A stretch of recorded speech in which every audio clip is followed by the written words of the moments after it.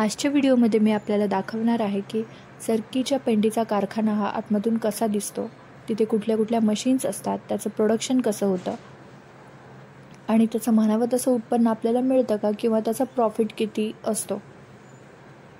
तर बऱ्याच जणांच्या क्वेरीज असतात, तर त्याच्यामुळे मी हा व्हिडिओ बनवते आहे. ॲक्च्युली पहिल्यांदा आपण इकडे बघतोय की पेंडीचा पूर्ण जो आहे तो डोंगर इकडे बनलेला आहे. इवन व्हिडिओमध्ये थोडंसं ते लहान दिसत असेल, बट रिअलमध्ये खूप जास्त मोठा डोंगर आहे.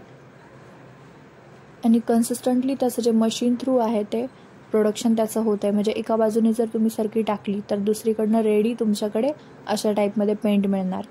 ॲक्च्युली बरेच जे कन्झ्युमर्स आहेत की ज्यांनी या सर्व गोष्टी घेतल्या, म्हणजे पेंट घेऊन त्यांच्या जनावरांना खायला वगैरे दिली, तर त्यांचे काही फीडबॅक्स आमच्याकडे आले होते की पेंडीची क्वालिटी फार छान आहे आणि इवन त्यांच्या जनावरांचं जे आहे ती मिल्चिंग कॅपॅसिटी, म्हणजे दूध देण्याची कॅपॅसिटी आहे ती वाढती आहे. त्यांचं आरोग्य जे आहे ते चांगल्या कंडिशनमध्ये आहे.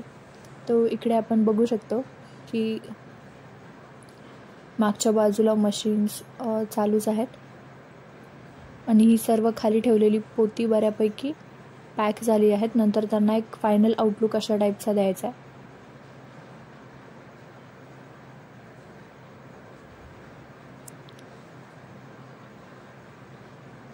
हे साईडला पण ते पोत्यांचे ढिगला ढीग ठेवलेत की एवढा जर डोंगर पॅक करायचा असेल ना, ते यापेक्षा सुद्धा जास्त पोती लागतात. आणि इवन इकडे या बाजूला तरी आता ठेवायला जागा उरली नाही आहे, पूर्ण हा एरिया भरून गेला.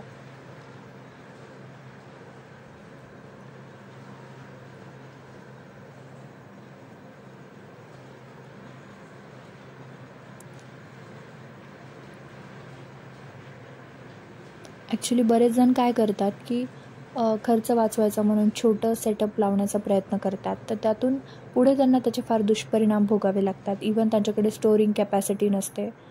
इवन जर पाऊस वगैरे आला तर त्याच्यासाठी कुठली प्रॉपर सोय त्यांच्याकडे नसते. फक्त मशीन्स लावून वरती पत्र टाकून ते तसे चालू करतात.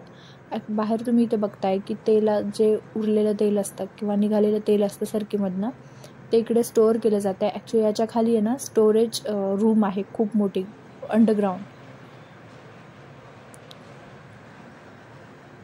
तर तिथे याचं तेल वगैरे स्टोअर केलं जातं. ज्यावेळी हे बनताना मी इथे होते तर मी खाली गेले होते, म्हणजे त्या हौदामध्ये, हौद नाही म्हणू शकत आपण त्याला, मोठा हॉल आहे अंडरग्राऊंड, तर त्याच्यामध्ये मी फिरून आले होते. तर रिअली खूप मोठा हॉल आहे तो आणि त्याच्यामध्ये आता पूर्ण ते तेल भरलेलं आहे. म्हणजे तुम्ही विचार करू शकता की किती जास्त प्रमाणामध्ये ते तेल असेल. आता ही छोटीशी मशीन आहे की ते सरकी मागे पुढे करण्यासाठी ती पसरवावी लागते.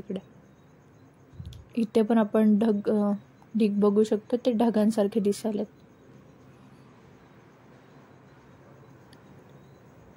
इकडे JCBचा सेटअप.